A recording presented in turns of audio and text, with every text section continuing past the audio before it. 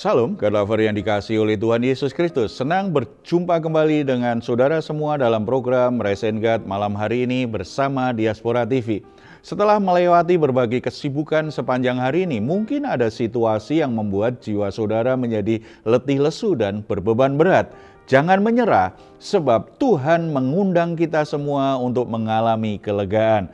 Ini yang dikatakan Tuhan Yesus kepada kita, marilah kepadaku semua yang letih lesu dan berbeban berat, aku akan memberi kelegaan kepadamu. Puji Tuhan, mari kita responi undangan Tuhan, janji Tuhan ini. Kita datang kepada Dia, bawa semua pergumulanmu di dalam doa. Kita bersatu dalam doa. Bapa di surga, kami senantiasa mengucap syukur dan kami tidak habis-habisnya bersyukur karena anugerah-Mu luar biasa. Tuhan tahu apa yang sedang kami alami saat ini. Tuhan tahu beban berat yang sedang kami hadapi. Tuhan tahu betapa semuanya itu membuat kami letih lesu, membuat kami begitu tertekan. Tetapi kami bersyukur akan undangan-Mu, akan firman-Mu. Kami percaya janji-Mu benar adanya. Kami bawa hidup kami sepenuhnya kepadamu. Tuhan mengangkat semua beban yang menindih beban hidup kami, dan kami percaya Tuhan memberi kami kelegaan, sukacita, damai sejahtera. Tuhan juga akan memberi kami jalan keluar terbaik. Kami tidak akan terus ada dalam situasi yang bermasalah, tetapi kami sangat percaya ada jalan keluar Tuhan berikan, ada kekuatan, ada hikmat Tuhan berikan. Kami semua akan mengalami kemenangan di dalam Tuhan Yesus Kristus. Nama-Mu dipuji, dimuliakan senantiasa. Dalam nama Tuhan Yesus, kami siap untuk mendengarkan firman Tuhan saat ini. Amin.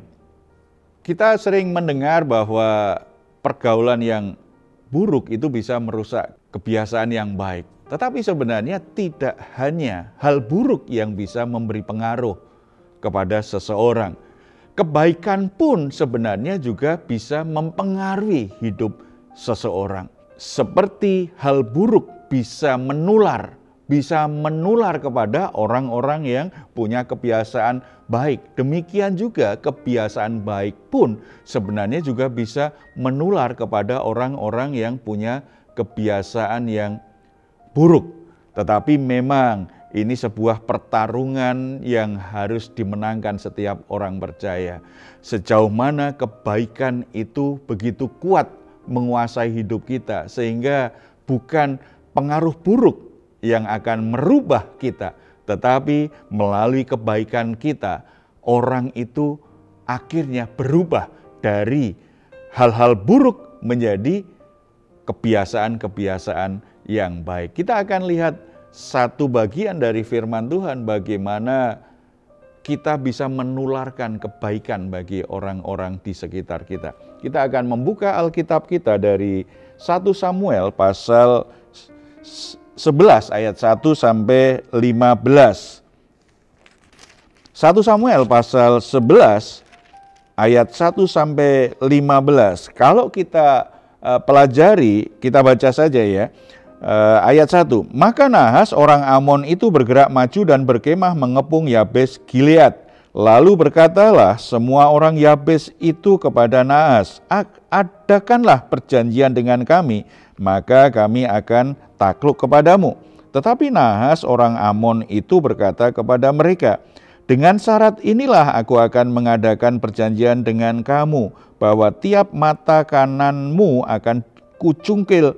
Dengan demikian aku mendatangkan malu kepada segenap orang Israel. 3, para tua-tua Yabes berkata kepadanya, berilah kelonggaran kepada kami 7 hari lamanya, supaya kami mengirim utusan ke seluruh daerah Israel, dan jika tidak ada seorang pun yang menyelamatkan kami, maka kami akan keluar menyerahkan diri kepadamu. Saudara-saudara, bukan hal yang mudah bagi orang-orang di Yabesi Gilead ketika mendapatkan ancaman dari orang-orang Amon yang begitu kuat, yang begitu garang. Mereka ketakutan dan mereka akhirnya menawarkan perjanjian, dan perjanjian itu ternyata akan membawa aib dan mempermalukan mereka karena mereka dituntut untuk mencungkil salah satu matanya. Dan akhirnya Mereka berkata, beri kami kesempatan untuk memikirkannya. Mereka sedih sekali. Dengan kata lain, mereka begitu terpengaruh dengan situasi ini dan perilaku jahat orang-orang Amon saat itu. Makanya mereka akhirnya berusaha mencari pertolongan. Mereka berusaha mencari jalan keluar. Bagaimana mengatasi situasi ini. Dan Saul mendengar tangisan mereka. Dan dari Saul kita bisa belajar bagaimana kebaikan itu ternyata bisa menular. Kita baca ayat yang keempat. Ketika para utusan itu sampai di Gibea Saul dan menyampaikan hal itu kepada bangsa itu, menangislah bangsa itu dengan suara nyaring. Saul baru saja datang dari padang dengan berjalan di belakang lembunya, dan ia bertanya, ada apa dengan orang-orang itu sehingga mereka menangis? Mereka menceritakan kepadanya kabar orang-orang Yabes itu. Kita baca ayat 6. Ketika Saul mendengar kabar itu, maka berkuasalah Roh Allah atas dia dan menyala-nyala amarahnya dengan sangat. Respon Saul tadi menunjukkan bahwa Saul itu punya yang namanya empati kepada penderitaan saudara-saudaranya. Saudara-saudara, kalau kita ingin menjadikan hidup kita sebagai kebaikan yang menular, kalau kita ingin kebaikan kita itu menular kepada orang lain, maka hal pertama yang harus kita lakukan, kita selalu menumbuhkan empati kita kepada penderitaan orang lain. Ketika Saul mendengar dan melihat bagaimana tangisan, bagaimana jeritan hati saudara-saudaranya di Yabes Gilead, maka dia menjadi berduka. Di situ dikatakan dia menjadi marah, artinya dia sangat peduli sekali dengan keadaan itu. Dia tidak rela kalau saudara-saudaranya itu dipermalukan oleh bangsa yang coba menyerang dia itu. Tidak rela kalau saudaranya mendapatkan aib karena matanya dicungkil. Saudara-saudara, empati seperti ini mesti selalu kita tumbuhkan. Kebaikan itu kenapa tidak nular? Karena orang tidak membiasakan diri berempati kepada penderitaan orang lain. Ketika orang tidak berempati kepada penderitaan orang lain, maka sebaik apapun hidup orang tidak akan mempengaruhi hidup orang lain. Mungkin ketika kita melihat seseorang itu dalam masalah, seseorang dalam penderitaan, kita bisa berkata, kasihan sekali ya orang itu. Tetapi itu bukan empati. Itu adalah sifatnya pengetahuan karena kita belajar tentang penderitaan, kita mengerti hidup ini seperti apa. Sesuatu yang sifatnya normatif, kita hanya berkata kasihan. Setelah itu kita pergi, kita tinggalkan, kita lupa akan penderitaan orang itu. Tetapi kita bisa meningkat dengan kita membangun simpati, kita bersimpati kepada seseorang. Misalnya ada saudara kita yang sedang kehilangan orang yang disayanginya. Ketika ada orang yang berduka, kita bisa berkata, aku bersimpati kepadamu. Tetapi bersimpati itu pun, itu juga lebih ke arah pengetahuan kita. Atau mungkin perasaan kita mulai terlibat. Kita kasihan kepada orang itu, kita kasihan karena saudara-saudara kita yang berduka itu menangis, kita menjadi kasihan. Belas kasihan yang dimiliki Tuhan itu akan mulai memasuki dan memenuhi hati kita ketika kita mulai belajar yang namanya berempati. Kita ikut merasakan penderitaan orang lain. Kita ikut merasakan apa yang sedang mengganggu dan menghancurkan hati saudara kita. Itu namanya berempati. Tuhan punya empati luar biasa, dan dalam empati ilahi makanya muncul yang namanya belas kasihan. Ketika Tuhan mulai berbelas kasihan terhadap orang-orang yang letih lesu, orang-orang yang berbeban berat, orang-orang yang menderita, orang-orang yang terikat dengan roh jahat, maka Alkitab berkata Yesus selalu bertindak untuk menolongnya. Orang-orang yang berempati itu bukan hanya sekedar tahu di pengetahuannya, bukan sekedar main perasaan, tetapi dia main tindakan. Apa yang bisa aku lakukan untuk menolong saudaraku yang sedang menderita ini? Dan ini yang Tuhan inginkan. Kalau ingin kebaikan yang kita miliki karena kita bertumbuh dalam Tuhan, itu menular kepada orang lain, selalu tumbuhkan empati di hati kita terhadap penderitaan orang lain. Kemudian yang kedua, Saul ternyata tidak hanya punya empati, tetapi dia kemudian menularkan empatinya itu kepada orang lain supaya peduli terhadap saudara-saudaranya di Yabes Gilead. Kita baca ayat 8. Ayat 8. Ketika Saul memeriksa barisan mereka di Besek, maka ada 300.000 orang dan 30.000 orang Yehuda. Saudara-saudara, di sini dia terlihat sekali bahwa aku ingin bahwa yuk semua peduli yuk semuanya empati dengan saudara-saudara kita ini yang sedang tercela ini, yang sedang punya masalah ini, yang sedang ketakutan ini. Mari kita bergandengan tangan, mari kita rapatkan barisan untuk membela saudara-saudara kita ini.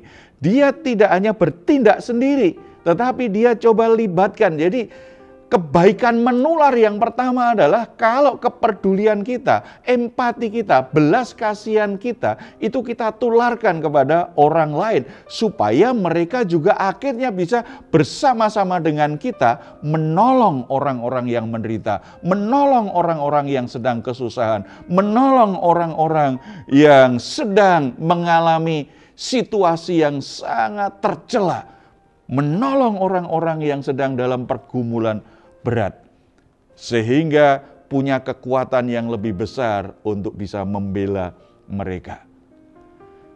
Kebaikan kita tidak boleh hanya berhenti di kita, tetapi kebaikan kita itu harus menulari orang-orang di sekitar kita.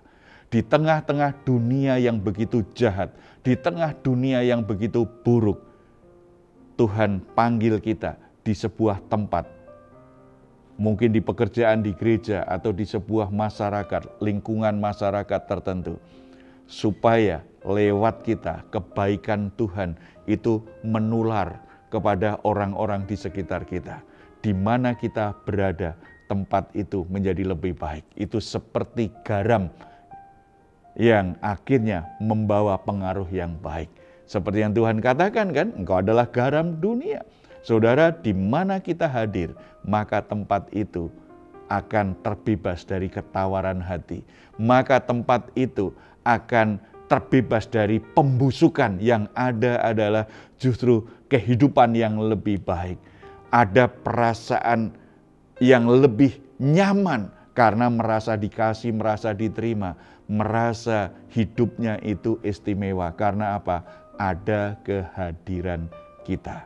Miliki empati di hatimu dan tularkan empatimu kepada orang lain, dan bergeraklah untuk menyatakan kasih Tuhan, kebaikan Tuhan, berkat Tuhan, pertolongan Tuhan kepada orang-orang yang membutuhkan pertolonganmu. Mari kita bersatu dalam doa. Bapa di surga, kami bersyukur firman Tuhan hari ini mengingatkan kami sebagai anak-anak Allah. Seharusnya kami tidak ditulari dengan hal-hal yang buruk oleh dunia ini, tetapi kami seharusnya yang menulari dengan kebaikan. Tuhan tempatkan kami di dunia ini sebagai garam yang memberi pengaruh baik, yang memberi pengaruh positif kepada orang-orang di sekitar kami. Oleh sebab itu Bapa, hamba-Mu berdoa kiranya kebenaran firman Tuhan memperbaharui hati dan pikiran anak-anak-Mu, dimanapun mereka saat ini berada, baik di keluarga besarnya, atau di rumahnya sendiri, atau di gerejanya, di lingkungan di mana mereka tinggal, di tempat di mana mereka bekerja. beraktivitas dimanapun anak-anak-Mu berada. Kiranya Tuhan tumbuhkan di hati mereka belas kasihan Tuhan. Ada empati yang besar terhadap orang-orang yang tersesat, terhadap orang-orang yang hancur hati, terhadap orang-orang yang dikuasai kegelapan, terhadap orang-orang yang sedang menderita. Mereka tidak sekedar berdoa begitu saja, tetapi di hati mereka sungguh-sungguh dipenuhi dengan empati yang besar. Seperti Yesus Kristus Tuhan kami berbelas kasihan terhadap orang-orang yang menderita. Demikian juga itu ada di hati setiap kami semuanya. Berkati, mampukan anak-anak-Mu supaya mereka menjadi saluran anugerah Tuhan. Keluarganya menjadi lebih baik, gerejanya menjadi lebih baik, lingkungannya menjadi lebih baik, tempat pekerjaannya menjadi lebih baik.